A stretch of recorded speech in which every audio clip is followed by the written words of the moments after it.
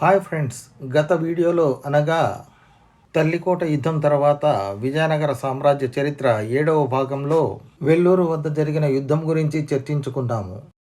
ఆ యుద్ధంలో యచ్చమనాయకుని చేతిలో ఓడిపోయిన గొబ్బూరు జగ్గరాయలు అప్పటి రాజైన చిక్కరాయలతో పాటు 15,000 మంది సైనికులతో అడవుల్లోకి పారిపోయిన విషయం మరియు విజయం సాధించిన యచ్చమనాయకుడు యుద్ధభూమిలోనే రెండవ శ్రీరంగరాయల కుమారుడైన రామదేవరాయలకు రాజచిహ్నాలు స్వాధీనపరిచి విజయనగర చక్రవర్తిగా ప్రకటించిన విషయము చర్చించుకున్నాము. ఇప్పుడు తరువాత చరిత్ర గురించి చర్చించుకునే ముందు నాదొక చిన్న రిక్వెస్ట్. ఫ్రెండ్స్, ఇంతవరకు నా ఛానల్ ఎవరైనా సబ్స్క్రైబ్ చేసుకొనకుంటే దయచేసి సబ్స్క్రైబ్ చేసుకోండి. వీడియో నచ్చితే లైక్ చేయండి, షేర్ చేయండి. ఇక చరిత్రలోకి వెళితే, యుద్ధంలో ఓడిపోయిన గొబ్బూరు జగ్గరాయలు తన ఓటమిని అంత సులభంగా అంగీకరించలేదు. మొదటి నుండి తన పక్షం వహించిన మధుర, చెంజి నాయకులను సంప్రదించి వారి మద్దతు సంపాదించాడు.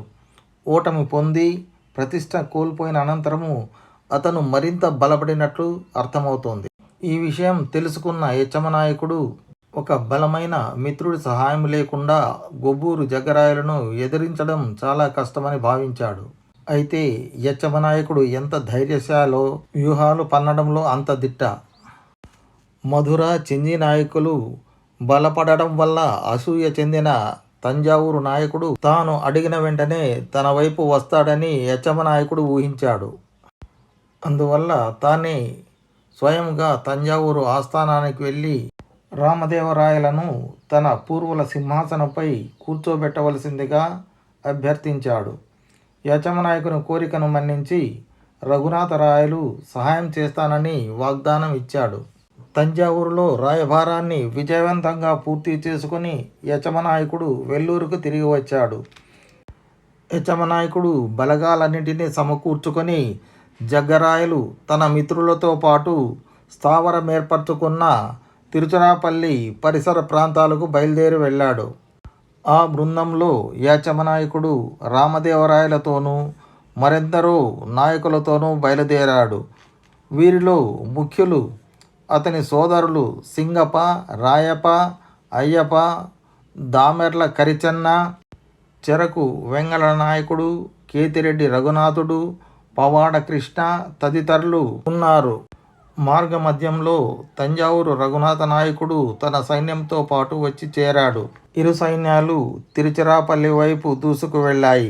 తిరుచిరాపల్లి సమీపానికి వెళ్ళిన యచ్చమనాయకుడు రఘునాథరాయలకు జగ్గరాయలు సమీపంలోని తోపూరు వద్ద దండు విడిసి ఉన్నట్లు తెలిసింది. అందువల్ల వారు పళమార్నేరి వద్ద ఆగి విశ్రాంతి తీసుకొని మరుసటి రోజు ఉదయం శత్రువుపై దాడి చేయాలన్న ఉత్సాహంతో యుద్ధానికి సన్నద్ధంగా సేనలను మోహరించారు. యచ్చమ, రఘునాథ నాయకులు తోపూరు చేరే సమయానికి జగ్గరాయలు వారికి సమాధానం చెప్పడానికి సర్వసన్నద్ధుడై ఉన్నాడు. జగ్గరాయలతో పాటు చెంజి నాయకుడు కృష్ణప్ప, మధుర నాయకుడు వీరప్ప, మాకరాజు, రావిళ్ళ వెంకన, శాకమూరు నాయకులు యుద్ధరంగాల్లో తమ పరాక్రమానికి ప్రసిద్ధులైన యోధులందరితో యుద్ధానికి సిద్ధంగా ఉన్నారు. ఫిరంగి దళం కాల్పులతో ఇరు సైన్యాలు యుద్ధం మొదలెట్టాయి. అంతలోనే తంజావూరు అశ్విక దళానికి, మధుర సైన్యానికి మధ్య సమరం జరిగింది. ఈ దాడి నుండి కోలుకోకముందే యచ్చమనాయకుని కాల్బలం మధుర సైన్యంపై దాడి చేసింది. ఆ దాడితో మధుర నాయకరాజు సైన్యాలు భయంతో చెల్లాచెదురుగా పారిపోయాయి. జగ్గరాయల మిత్రునికి సహాయంగా ముందుకు వచ్చాడు, కానీ శత్రు పురోగమనాన్ని ఆపలేకపోయాడు. యుద్ధరంగంలో జగ్గరాయలను చూడగానే రఘునాథ నాయకుడు అతనిపై తన సైన్యాన్ని ఉసికొల్పాడు. ఇరు సైన్యాల మధ్య భీకర యుద్ధం జరిగింది. ఆ యుద్ధంలో వేలాది మంది సైనికులు ప్రాణాలు కోల్పోయారు. తంజావూరు రఘునాథరాయల సేనల భీకర దాడిలో గొబ్బూరు జగ్గరాయలు దారుణంగా చంపబడ్డాడు. జగ్గరాయలతో పాటు అతని మిత్రులు చాలామంది యుద్ధంలో ప్రాణాలు కోల్పోయారు. జగ్గరాయల మరణంతో బ్రతికి ఉన్న అతని మిత్రులు కాళ్లకు బుద్ధి చెప్పారు.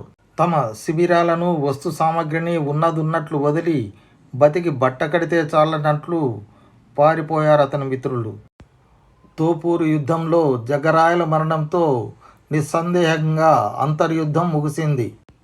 ఈ యుద్ధం చరిత్రలోనే ఒక మలుపు అని చెప్పవచ్చు. ఈ యుద్ధంతో రామదేవరాయల సింహాసనం సుస్థిరమైనప్పటికీ అంతర్యుద్ధం ముగియలేదు. తంజావూరు, మధుర, చెంజి నాయకులు తమ సార్వభౌముడెవరన్న విషయంలో తగవు పడుతూనే ఉన్నారు. మధుర, చెంజి నాయకులు రెండవ వెంకటపతి దేవరాయల కుమారుడిగా భావిస్తున్న చిక్కరాయల పక్షం వహిస్తే, తంజావూరు రఘునాథ నాయకుడు రామదేవరాయల పక్షం వహించాడు.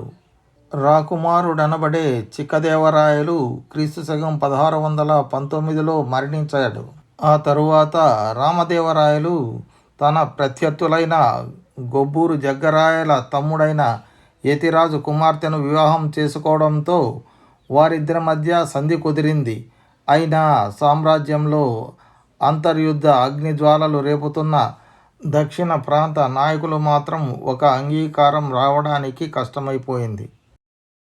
వారు తమ తమ భూభాగాలను స్వతంత్రంగా పరిపాలించసాగారు. అయితే రామదేవరాయలను కర్ణాటక సార్వభౌమునిగా గుర్తించారు. విజయనగర సామ్రాజ్యంలో అంతర్యుద్ధాన్ని అదునుగా చూసుకొని బీజాపూర్ సుల్తాను అబ్దుల్ వహాబ్ ఖాన్ అనే సేనాని ఆధ్వర్యంలో అతిపెద్ద సైన్యాన్ని క్రీస్తు శకము 1619-20లలో కర్నూలుపైకి దాడికి పంపాడు. కర్నూలు పాలకుడు గోపాలరాజు బీజాపూర్ సుల్తానుతో క్రీస్తు శకం 1621 సంవత్సరం డిసెంబరు నెలలో సంధి చేసుకున్నాడు. ఆ సంధి స్వల్పకాలికమైంది. బీజాపూర్ సుల్తాన్ కర్నూలు సంపాదించాలన్న తన ఆశను వదులుకోలేదు. క్రీస్తు శకం 1624లో మళ్ళీ వహాబ్ ఖాన్ను సైన్యంతో కర్నూలుపైకి పంపాడు. అతను కర్నూలు ముట్టడించాడు. కర్నూలు పాలకుడైన గోపాలరాజుకు మద్దతుగా వచ్చిన హండే పెమ్మసాని నాయకుల సేనలు ముస్లిం సేనలతో పోరాడలేక పారిపోయాయి. ఇక ఓటమిని అంగీకరించిన గోపాలరాజు తనను తాను రక్షించుకోవడం కోసం అతను కోటను వదిలి ఎక్కడో అజ్ఞాత స్థలంలో ఆశ్రయం పొందాడు. కర్నూలు కోట, దాని ఆధీనంలోని ప్రాంతాలు శాశ్వతంగా ముసల్మాను చేతుల్లోకి వెళ్ళిపోయాయి. సొంత వ్యవహారాల్లో తనములకలుగా ఉన్న రామదేవరాయలు కర్నూలు పాలకుడు గోపాలరాజుకు సహాయం పంపలేకపోయాడు. క్రీస్తు శకం 1629లో తిరుగుబాటుదారులందరినీ అణచివేసిన తర్వాత అతను మళ్ళీ కర్నూలును సంపాదించుకోవచ్చన్న ఆలోచనలో ఉండి ఉండవచ్చు. కానీ 20 ఏళ్ల పిన్న వయసులో క్రీస్తు శకం 1630 మే 24వ తేదీన రామదేవరాయల మరణం ముసల్మానుల విజయాన్ని స్థిరపరిచింది.